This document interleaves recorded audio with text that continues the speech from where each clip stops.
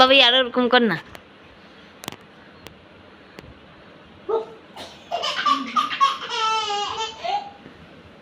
Hey hello everyone, welcome back to my channel Ritu's blog. তো বন্ধুরা, তোমরা সবাই কেমন আছো? আশা করছি অনেক অনেক ভালো আছো। তো আমি যদিও খুব একটা ভালো নেই, তো তা কেন নেই সেটা তো তোমরা সবাই জানো, যে আমি কিছু ব্যাপারে প্রায় ভুক্তভোগী কয়েকদিন ধরে, বন্ধুবান্ধব নিয়ে আমার হাজব্যান্ডের।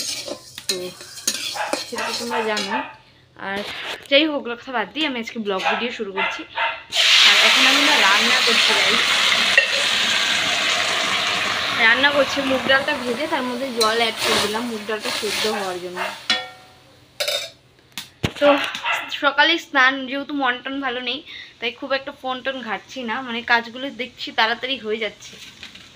আর যদি মন টন ভালো থাকে গান টান শুনি, ফোন টোন খোঁচাই আর কি, দেখি নেট ফেট ঘাটি, যার কারণে কাজটা একটু হলেও স্লো হচ্ছে। তো মন ভালো নেই, কাজগুলো জানি না ফটাফট হয়ে যাচ্ছে। সকালে ঘুম থেকে উঠে বাসি ঘর ঝাড়লাম, বিছানা টিছানা উঠালাম, স্নান করলাম, ঠাকুর টুকুর দিলাম, তারপরে এই যে রান্নাঘরে চলে আসছি। এখন রান্না হচ্ছে, মানে আজ এখন কিন্তু 12টা বাজে, তাতেই আমার সব প্রায় মানে সব কাজই কমপ্লিট, খালি রান্নাটা করলেই হয়ে গেল। আর অন্যদিন আমার রান্না করে টোরে বের হতে 2টো তো বেজেই যায়। আজ হচ্ছে মানে 2টো বাজবে না, ওই একটার মধ্যে সব কমপ্লিট হয়েছে। তো দেখতে পাচ্ছ এখানে হচ্ছে ডাল বসিয়ে দিয়েছি, মুগ ডাল, আজ শনিবার মুগ ডাল করছি এখানে। আর ভাত, আর একটা কথা বলি, আমার কিন্তু গ্যাস শেষ, মানে সিলিন্ডারটা খালি হয়ে গেছে। আজকেই সকালে চা বানাচ্ছি, দেখছি যে চাটা খালি ফুটলো, তেমনি সিলিন্ডারটা মানে চাটা ফুটছে না। আমি ভাবলাম যে কী হলো, দেখলাম যে গ্যাসটাই শেষ, তো কোথা থেকে চাটা ফুটবে। তারপরে আবার উনান জ্বালালাম, তারপরে আবার চাটা এখানে মানে বানালাম আর কি।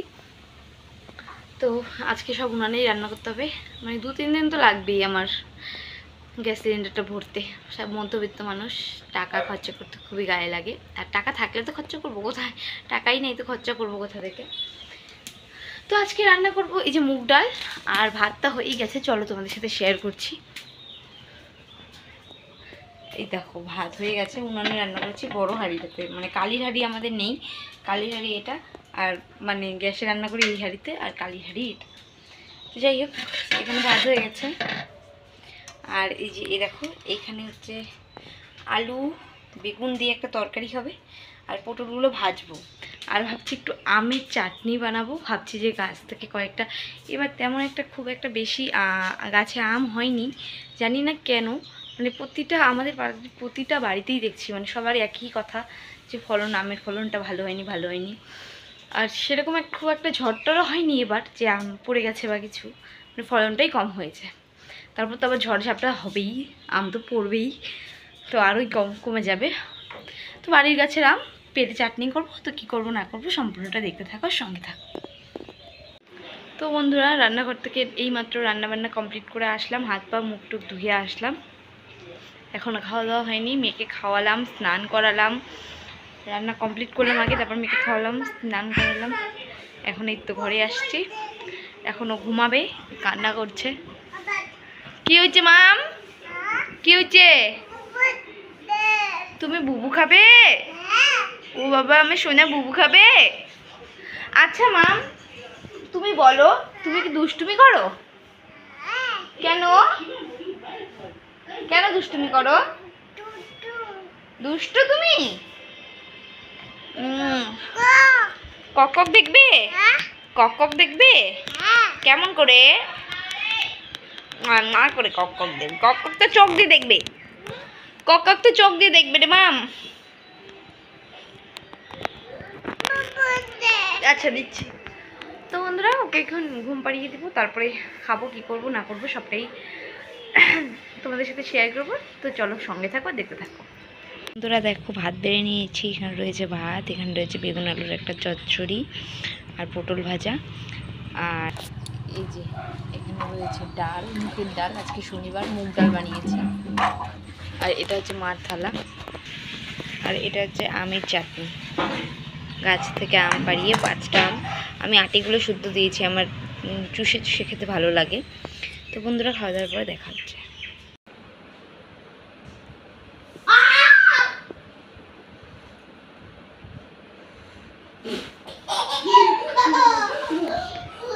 বাবা আরো এরকম কর না।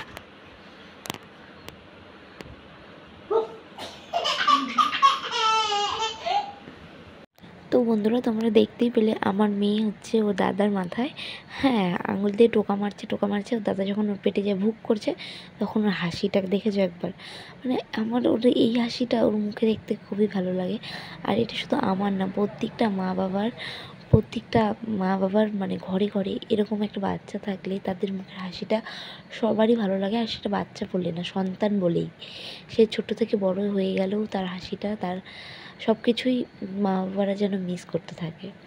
তো আমার যেই মিষ্টির বেড়ে ওঠা, বড় হয়ে ওঠা, আমি ওর ছোটোবেলার অ্যাক্টিভিটিগুলো মানে ওগুলো আমার খুব মনে পড়ছে। মানে হামাগুড়ি, তারপরে মুচকি মুচকি হাসতো, কী বলতো বোঝা যেত না, আধো আধো মুখের ভাষা, এখনও আধো আধোই বলে, বাট তখন একদমই উচ্চারণটা মানে মানে এরকম এক করে কথা বলতে। আর এখন তাও ডাকে মা, বাবা, দাদা, মানে এই যে কথা বলার ওর ধরনগুলো চেঞ্জ হচ্ছে, মানে দেখতে বেশ ভালো লাগে। চোখের সামনে বেড়ে ওঠা একটা বাচ্চা, মানে ভালো লাগে আর কি। আর আমি ভগবানের কাছে প্রার্থনা করি সারা জীবন যাতে আমার মিষ্টির মুখে এই হাসিটা আমি দেখতে পারি। আর একটা মা হয়ে এর থেকে বেশি চাওয়ার আমার কিছুই নেই। তো তোমরা আমার মিষ্টির জন্য অনেক অনেক প্রে করো ঠাকুরের কাছে, যাতে ও সুস্থ থাকে আর ভালো থাকে। মেয়েরা খেলা করছিল, ওদেরকে নিয়ে একটু বাইরে ঘুরতে গেছিলাম। বাইরে ঘুরে টুরে এসে দেখলাম সন্ধ্যা হয়ে গেছে, তাই সন্ধ্যাবাতি দিয়ে কমপ্লিট করলাম। তো এই যে সন্ধ্যাবাতি দেওয়া কমপ্লিট। তো এই যে বাইরের ঠাকুরও দেওয়া কমপ্লিট হয়ে গেছে, দেখতেই পাচ্ছ কি সুন্দর লাগছে, তাই না? তো বন্ধুরা তারপরে আমি এই যে চা বানিয়েছিলাম, এই যে কড়াইটা রয়ে গেছে, চাটাও খেয়ে নিয়েছি। সিঙ্গারা ছিল তো অত ভিডিও করার ধৈর্য কুলায়নি। আর এই যে এখানে রয়েছে ভাত হচ্ছে। আজকে কুয়াশ ভাতে দিয়েছি। আর এত তাড়াতাড়ি যদিও আমি ভাত বসাই না, কিন্তু আজকে ভাতটা বসিয়েছি একটাই কারণ কি উনানে রান্না করতে হবে এই গরমটাতে, তাই আর কি তাড়াতাড়ি করে ফেলছি। আর গ্যাস তো শেষ, তোমরা সবাই জানো। তো চলো আমার মেয়ে কি করছে দেখা যাক। তুমি কি করতেছো মাম, কি করতেছো? চার্জারটা এরকম করছো? এই দেখো আমার ঘরের অবস্থা যা না তাই, যত জুতা মুতা যত কিছু ছিল সব নামিয়েছে। এখানে জুতা মুতা কী ছিল সব ওগুলো নামিয়ে কি করেছে, রান্না বাটিগুলো ছড়িয়ে এসছে, কী করেছে। সোফাটার অবস্থা কি দেখতেই পাচ্ছ।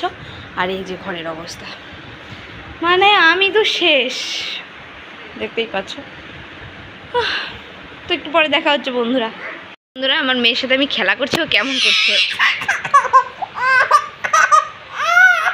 কেন এরকম দুষ্টুমি করছো? দেখি হাসি কোথায়, কোথায় গেল হাসিটা কোথায় গেল, এই হাসিটা কোথায় গেল, এই কোথায় গেল, কুচো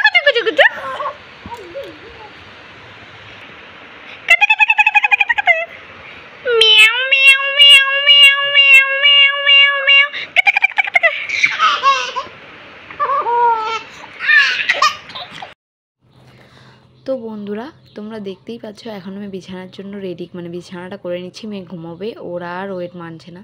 তো তার জন্য প্রথমে মশারিটা ঝেড়ে নিলাম, কারণ মশারিটার উপরে অনেক লাইটের অনেক ছোটো ছোটো পোকা পড়ে থাকে। তাই মশারিটা ঝেড়ে আমি মশারিটা উঠিয়ে রাখলাম। এখন এই যে বিছানাটা ঝেড়ে তারপর বালিশগুলো দিয়ে দিলাম সুন্দরভাবে। এবার চারিপাশে মশারিটা আমি ভালো করে সেট করে নেব, নয়তো আমার না ঘুম হবে না, মানে চিন্তা লাগে, কিছু ঢুকবে এরকম মনটা একটু করে। তো যাই হোক, নিজেকে নিজে ভালোভাবে রাখাটাই আমাদের উচিত। সবারই ভালো নিজেকে নিজে ভালোভাবে রাখার, সবারই দরকার আর কি। তো যাই হোক, মশারিটা বেশি কথা না বলে মশারিটা করে নিলাম, দেখতেই পাচ্ছ। এখন বের হয়ে গেলাম। আর এই যে মশারিটা যাতে মশা ঢুকতে না পারে ভালোভাবে সিকিউর করে দিলাম। আর এই যে সোফাটার অবস্থা দেখতে পাচ্ছ কী করছে। তো আমার মেয়ের যত প্যান্ট জামা আছে, জামাগুলো আমি ওই বাস্কেটটার ভিতরে রাখি, আর প্যান্টগুলো উপরেই রাখি, দেখতে পেলে রেখে দিলাম। আর এই যে সোফাটা ঠিকঠাক করে নিলাম। আর আমি সোফার মধ্যে উপরটাতে একটা তাওয়াল বিছিয়ে রাখি উপরে, দেখো কি সুন্দর লাগছে দেখতে।